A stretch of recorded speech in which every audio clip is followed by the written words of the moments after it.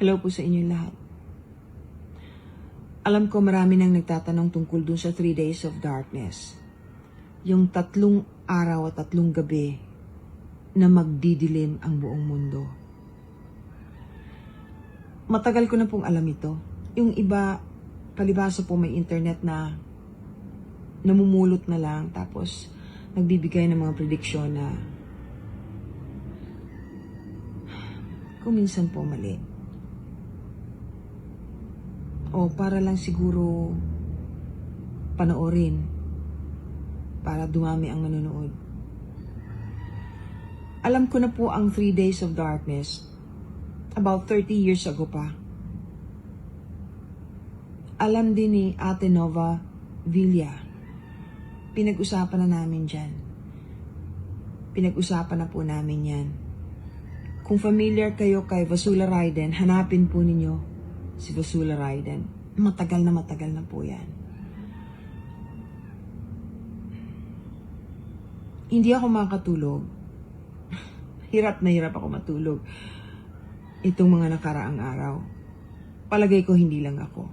Kasi nga po, yung Schumann's Resonance, may kinalaman din po ito sa 3 days of darkness. Kasi parang nagpiprepara. Schumann's Resonance po ay ang tibok ng puso ng mundo. Meron yan sa TikTok, hanapin po ninyo. Schumann's Resonance. Ibang-iba na po ngayon. Kung minsan, ang tibok ng puso ng mundo ay tumitigil pa. Hindi pa po yan nangyari before. Pero nangyayari ngayon. May mga colors po yan. May green, may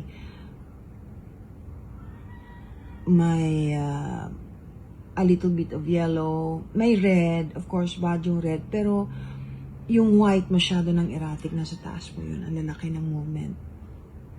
Affected po ang mga taong sensitibo. Pero kahit hindi po sensitibo talaga, nararamdaman na. Ang dami ng pagkasasamang nangyayari sa mundo. Hindi nyo ba napapansin?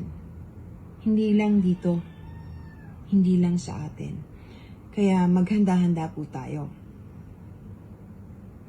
Pero yun pong prediction ng mangyayaring 3 days of darkness, si Ama lang po talaga nakakaalam.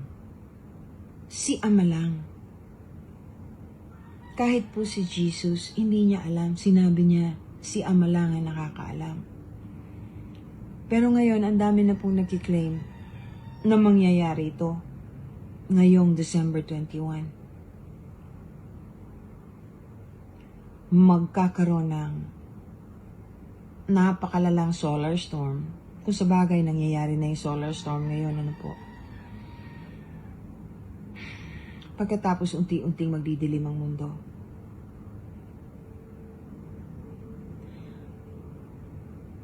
Paghandaan po natin kung sakasakaling mangyayari.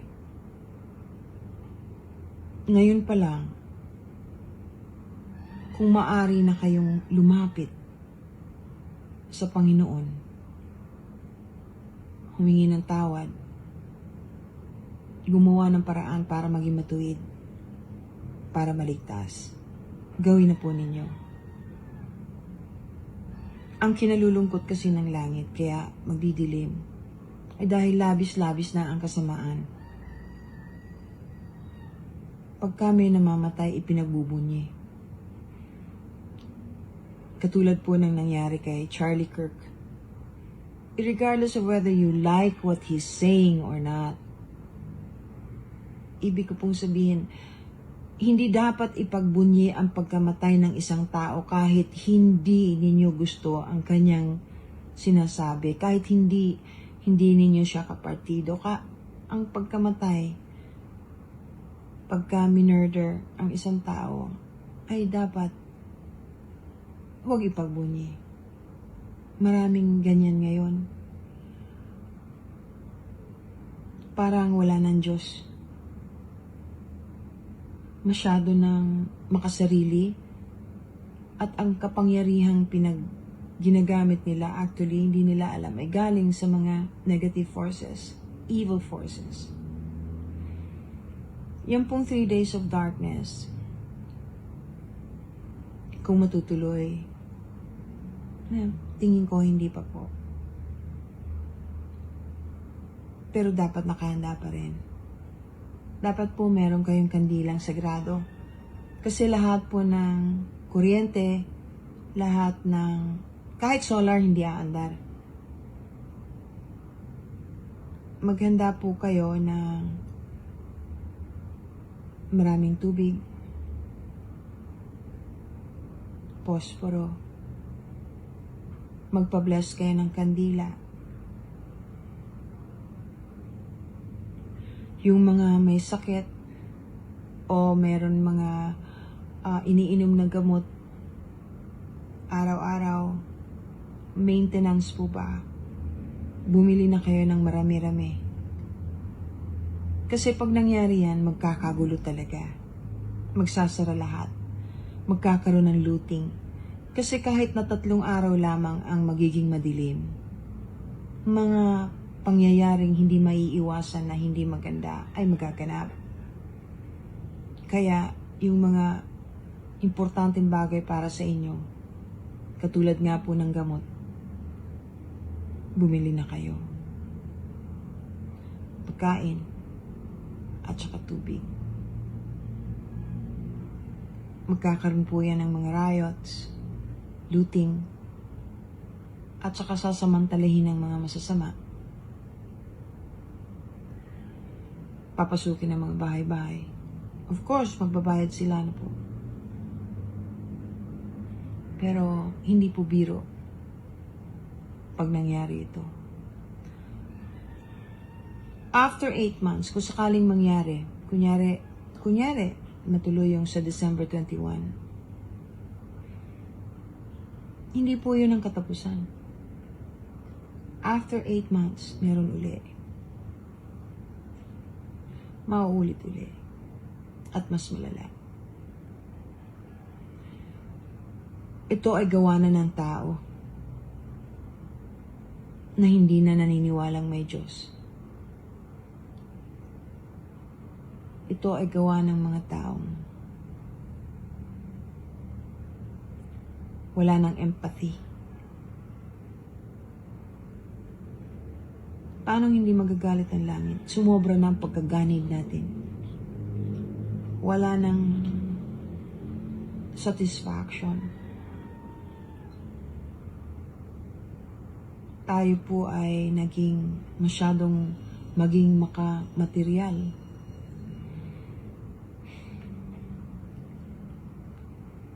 Hindi po drugs lang ang nakaka-addict. Sex nakaka-addict. Pagsisinungaling ay nakaka-addict. Pagnanakaw ng pera ay nakaka-addict. Hindi makontento. Kailangan pagkarami-raming pera, hindi nyo naman madadala. Yung mga hindi naniniwala na may kaluluwa ang tao, yung mga hindi naniniwala na may impyerno at may demonyo, paano kung totoo? Paano kayo? Di bali sana kung parang kulungan lang yan na matatapos ang sentensya. Eh yung mga ganyan, eternity.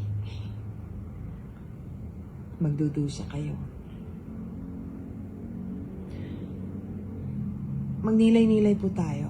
Umayos tayo. Kasi kung sakaling totoo, magkatotoo ang 3 days of darkness. Nakakatakot po yun. Kailangan sarahan nyo ang lahat ng inyong mga bintana, mga pintuan. Tatakpan nyo po dahil pagka nag-umpisa ito, kailangan nasa loob lahat ng tao sa bahay. Yung kandila dapat yung sagrado. Pagka may naiwan sa labas at nag-umpisa na ang dilim, kailangan huwag ninyong bubuksan. Kahit magmakaawa. Unless gusto niyo mamatay kayong lahat. Yung iba po gagayahin, yung mga demonyo gagayahin ng boses ng inyong mahal sa buhay. Huwag niyo pong bubuksan. Kung meron po kayong tanong, sisikapin kong sagutin. Ingat tayo, magdasal po palagi. God bless everyone.